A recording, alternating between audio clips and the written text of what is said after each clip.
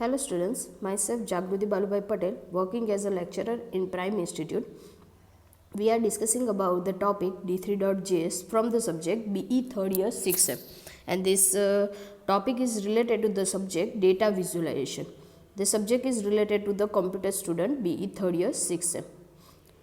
It considered as a unit number 4 in the subject data visualization. This one is a syllabus. From this syllabus, we already discussed about the first and second point, and third point is continue. Second point is a making selection. तो अगर मुझे D3 JavaScript library का use करके selection कुछ करना है तो selection के लिए दो फंक्शन यूज़ होते हैं. That one is a select function and select all function.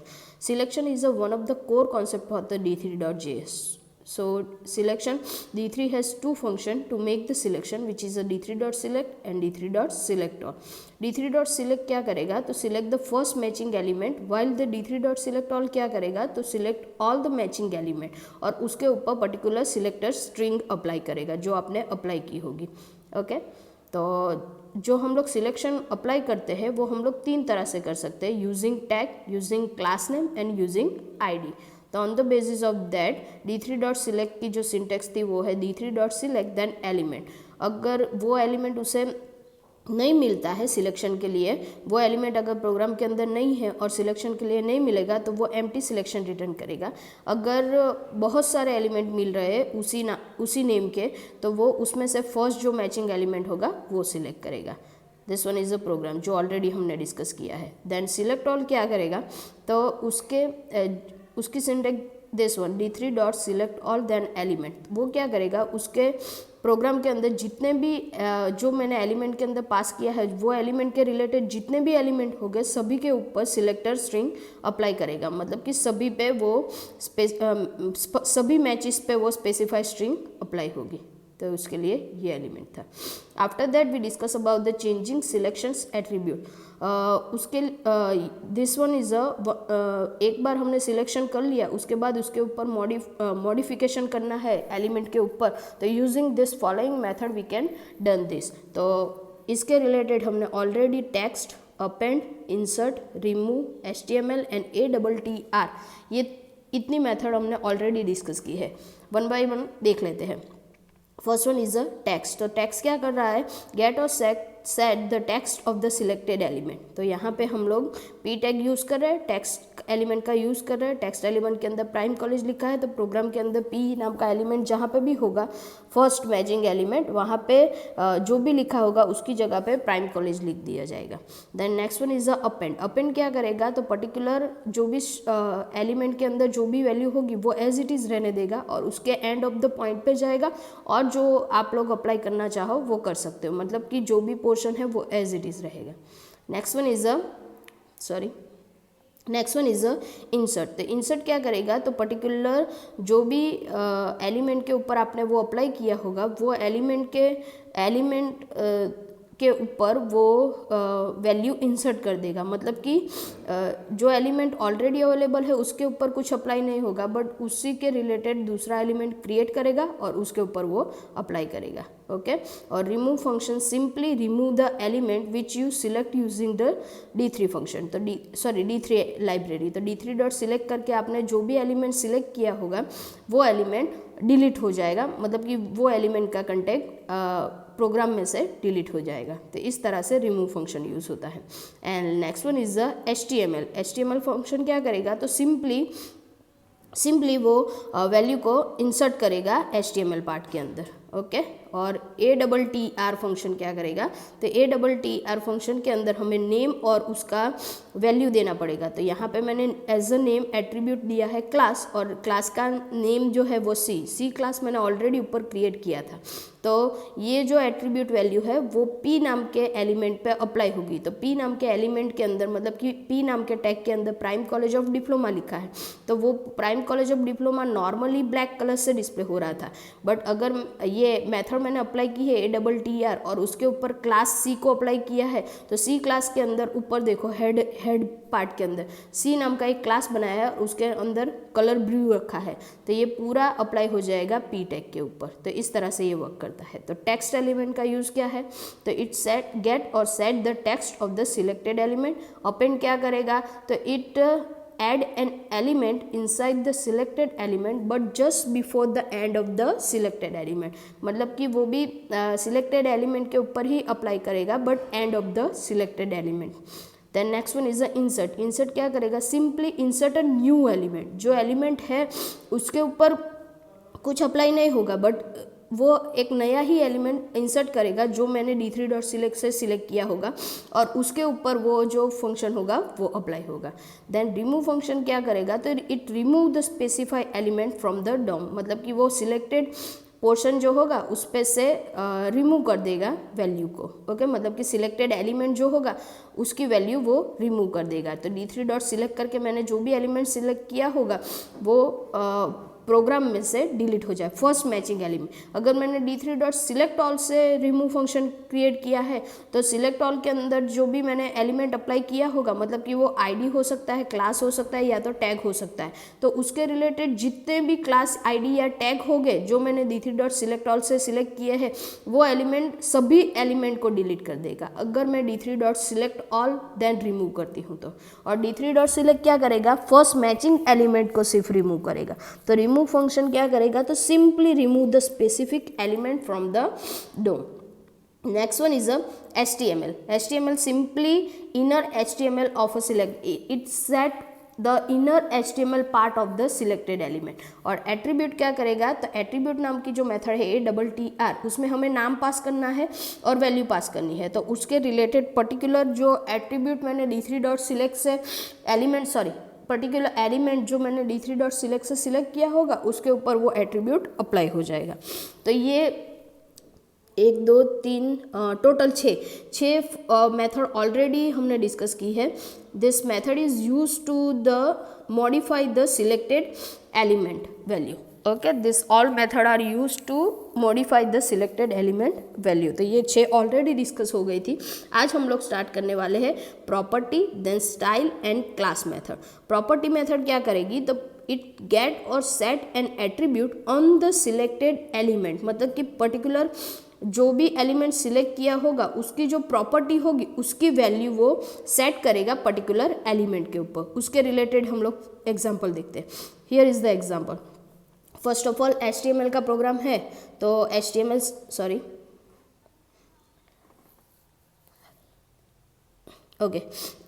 का प्रोग्राम है तो HTML टैग से स्टार्ट किया, HTML टैग से एंड किया, देन उसके अंदर यहाँ पे नीचे चला गया है HTML पार्ट। तो HTML टैग से स्टार्ट किया और HTML टैग से एंड किया। ओके, आफ्टर दैट उसके अंदर head part and body part. Head part के अंदर मैंने d3.js लाइब्रेरी को इंक्लूड किया है, क्योंकि जब भी मैं d3.js लाइब्रेरी फंक्शन से कुछ अप्लाई करना चाहती हूँ तो मुझे पहले उसे इंक्लूड करना पड़ेगा। इंक्लूड करने के लिए 2 टेक्निक है, या तो हम लोग उसे डाउनलोड करके अपने प्रोजेक्ट फोल्डर के अंदर पेस्ट कर सकते हैं, या तो CDN का यूज़ करके डायरेक्टली वहाँ से पाथ लेके उस पर भी पेस्ट कर सकते हैं।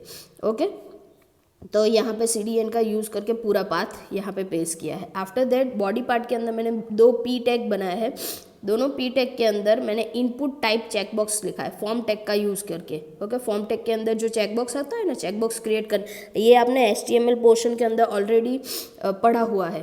ओके, तो इनपुट टाइप चेकबॉक्स लिखा है तो वो क्या करेगा, एक चेकबॉक्स क्रिएट करेगा। उसके बाजू में मैंने लिखा होगा डिप्लोमा, और देन दूसरा input type checkbox P tag है, मतलब कि दूसरी लाइन में चला जाएगा और दूसरे में लिखा होगा डिप्लोमा।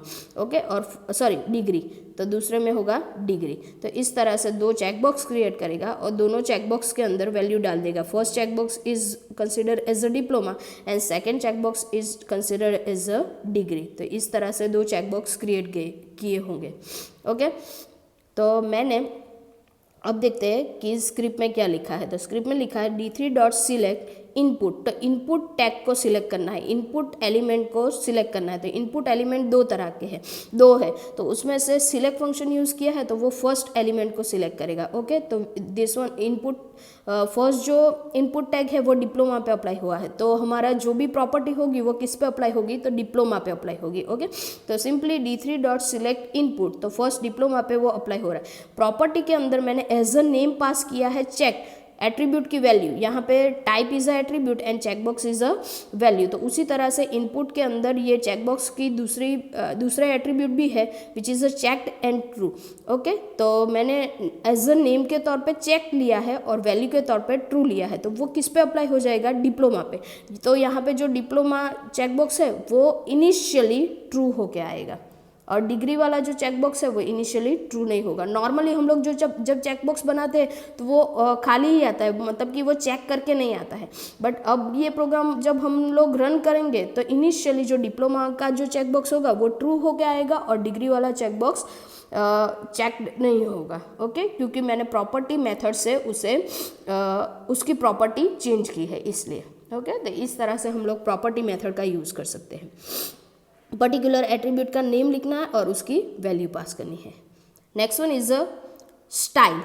तो स्टाइल क्या करेगा वो देखते हैं अब। Next one is a style. Style में भी सेम है, दो पैरामीटर पास करने हैं which is a name and value. It is use to get और set the style of the selected element. Style CSS style आप लोगों ने ऑलरेडी HTML के अंदर पढ़ी है। तो CSS स्टाइल के अंदर जो भी नाम है वो हम लोग पास करेंगे और वैल्यू पास करेंगे, तो पर्टिकुलर जो सिलेक्टेड एलिमेंट होगा ना उसके ऊपर वो स्टाइल ऑटोमेटिकली अप्लाई हो जाएगी। ये समझने के लिए भी हम लोग एक प्रोग्राम देखते हैं। This one is a program. देखो इसमें सिंपली मैंने बी टैग यूज़ किया है, बी टैग यूज़ किया है। तो बी टैग के अंदर लिखा है प्राइम। तो प्राइम क्या होगा, ब्लैक कलर में बोल्ड से प्रिंट होगा। तो प्राइम ब्लैक कलर में लिखा हुआ आएगा और बोल्ड होगा, मतलब कि जो टेक्स्ट है वो बोल्ड दिखेंगे। आफ्टर दैट मैंने d3.select b किया है, तो as a element b select हो रहा है। उसके ऊपर स्टाइल अप्लाई करनी है, कलर देन पिंक। तो name is a colour and value is a pink. तो ये प्राइम जो बाय डिफ़ॉल्ट ब्लैक में आ रहा था वो अब किस कलर में आ जाएगा, पिंक कलर के अंदर। देखो वो पूरा समझने के लिए आउटपुट भी नीचे दिया है। Here prime is display as a pink colour. Result के अंदर देखो prime is display as a pink colour और बोल्ड, क्योंकि बोल्ड तो अप्लाई किया ही है, बी टैग अप्लाई किया है तो प्राइम पूरा बोल्ड में आ जाएगा। बट बाय डिफॉल्ट वो ब्लैक में आ रहा था, बट स्टाइल मेथड का यूज़ करके मैंने उसकी स्टाइल चेंज कर दी। तो स्टाइल का नेम दिया है कलर। ये पूरे जो स्टाइल के नेम है ना वो ऑलरेडी HTML पोर्शन के अंदर आप लोगों ने पढ़े ही है। ओके, तो आप लोगों को स्टाइल के नेम और उसकी वैल्यू पता होनी चाहिए कि कौन कौन से दे सकते हो। बैकग्राउंड कलर, BG कलर, वो सब भी चेंज कर सकते हो। ओके, स्टाइल के रिलेटेड। तो मैंने यहाँ पे अप्लाई किया है कलर, और कलर क्या पास किया, पिंक। तो यहाँ पे जो बी टैग के अंदर जो भी वैल्यू होगी उसका कलर पिंक हो जाएगा और बाय डिफ़ॉल्ट वो बोल्ड में तो आ ही जाएगा क्योंकि बी अप्लाई किया है इसलिए। तो इस तरह से हम लोग स्टाइल मेथड का यूज़ करके पर्टिकुलर कंटेंट की स्टाइल चेंज कर सकते हैं। Next one is last one is class. Class के अंदर हमें पास करना है दो value which is a CSS class and boolean value. Boolean value means true और false value. Okay, sorry, true और false value, boolean value pass कर सकते हैं। तो उसका यूज़ क्या है, डिस्क्रिप्शन में लिखा है गेट्स, एड्स और remove a CSS class from the selection. तो क्लास मेथड से हम लोग क्या कर सकते हैं, पर्टिकुलर जो CSS क्लास होगा उसकी बुलियन वैल्यू ट्रू या फॉल्स रखेंगे तो उसके हिसाब से वो क्लास हम लोग ऐड और रिमूव कर सकते हैं पर्टिकुलर प्रोग्राम के अंदर। ओके, तो इस तरह से हम लोग क्लास को ऐड और रिमूव भी कर सकते हैं। उसके लिए एक प्रोग्राम देखते हैं। Here is the program, HTML का प्रोग्राम है। HTML टैग से स्टार्ट किया, उसके अंदर दो पार्ट है, head part and body part. Head part के अंदर मैंने एक क्लास क्रिएट किया है, ये this one is d3.js library को इंक्लूड किया है। आफ्टर दैट स्टाइल टैग के अंदर एक क्लास क्रिएट किया है, क्लास का नाम है C। डॉट करके लिखा है मतलब कि वो क्लास है, अगर मैंने हैज़ करके लिखा होगा तो that one is ID।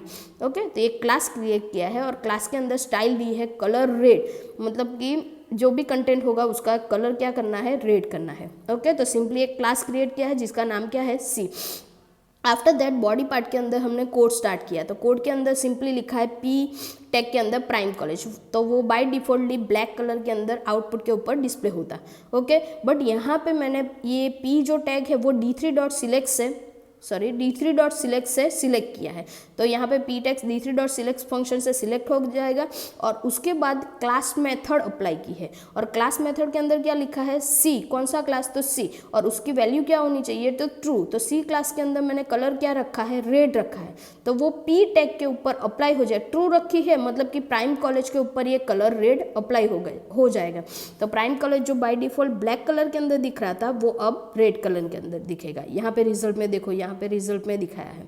Okay, तो इस तरह से प्राइम कॉलेज के ऊपर हमने क्लास की वैल्यू अप्लाई की। अगर मैंने यहाँ पे ट्रू की जगह पे फॉल्स लिखा होगा तो prime college as it is जैसे डिस्प्ले हो रहा था वैसे ही डिस्प्ले होता, क्योंकि उसके ऊपर वो क्लास अप्लाई नहीं होता। ओके, तो इस तरह से हमने आज तीन मेथड मॉडिफाई करने के लिए देखी, विच is a property, style and class. Property से हम लोग पर्टिकुलर सिलेक्टेड एलिमेंट की प्रॉपर्टी चेंज कर सकते हैं। स्टाइल मेथड से हम लोग पर्टिकुलर एलिमेंट की सिलेक्टेड स्टाइल्स चेंज कर सकते हैं और क्लास से हम लोग पर्टिकुलर एलिमेंट पे वो क्लास ऐड और रिमूव कर सकते हैं। अगर वो क्लास ऐड किया होगा ऑलरेडी, ओके, प्री के अंदर मैंने अगर क्लास इज इक्वल टू सी लिखा ही है, यहाँ पे पी टैग के अंदर ऑलरेडी अगर मैंने p is equal to class करके सी अप्लाई किया ही है, तो अगर उसे रिमूव करना है तो यहाँ पे ट्रू की जगह पे हम लोग वैल्यू क्या डालते हैं, फॉल्स डालते हैं।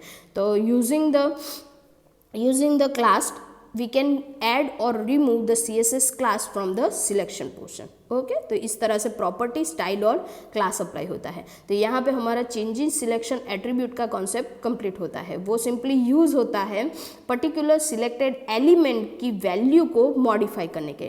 टेक्स्ट यूज होता है टेक्स्ट को ऐड करने के लिए, अपेंड यूज होता है जो भी वैल्यू है वो एज इट इज रहेगी, उसके बाद की वैल्यू को अपेंड करने के लिए, इंसर्ट पर्टिकुलर एलिमेंट को इंसर्ट कर न्यू एलिमेंट को इंसर्ट करने के लिए, जो ऑलरेडी अवेलेबल है वो नहीं। रिमूव यूज होता है पर्टिकुलर एलिमेंट को डिलीट करने के लिए, HTML कंटेंट सिलेक्टेड एलिमेंट पे अप्लाई करने के लिए, एट्रीब्यूट वैल्यू अप्लाई करने के लिए पर्टिकुलर एलिमेंट पे, प्रॉपर्टी पर्टिकुलर एलिमेंट पे अप्लाई करने के लिए, पर्टिकुलर एलिमेंट पे स्टाइल अप्लाई करने के लिए, और last one is a class which is a particular element के ऊपर क्लास की वैल्यू रिमूव या ऐड करने के लिए this class method is use. Thank you so much. तो हमने टोटल 3 टॉपिक कंप्लीट किए। First one is the d3.js कैसे यूज़ होती है, कैसे इंक्लूड करेंगे। देन सिलेक्शन पॉइंट वाला, मेकिंग सिलेक्शन किस तरह से होता है, 2 तरह से, d3.select और d3.select, और वो हमने डिस्कस किया। और after that changing selection attribute, तो सिलेक्टेड जो एलिमेंट है उसकी एट्रीब्यूट की वैल्यू अगर मुझे चेंज करनी है तो उसके लिए कौन कौन सी मेथड यूज़ होती है वो, और वो मेथड हम लोग कैसे अप्लाई करके उसकी पर्टिकुलर वैल्यू चेंज करके पूरा एलिमेंट को मॉडिफाई कर सकते हैं, वो सब देखा। सभी मेथड के लिए मैंने एक प्रोग्राम लिखा था, तो वो सभी प्रोग्राम हमने डिस्कस किए। ओके, नेक्स्ट लेक्चर के अंदर हम आगे का टॉपिक देखेंगे। Thank you.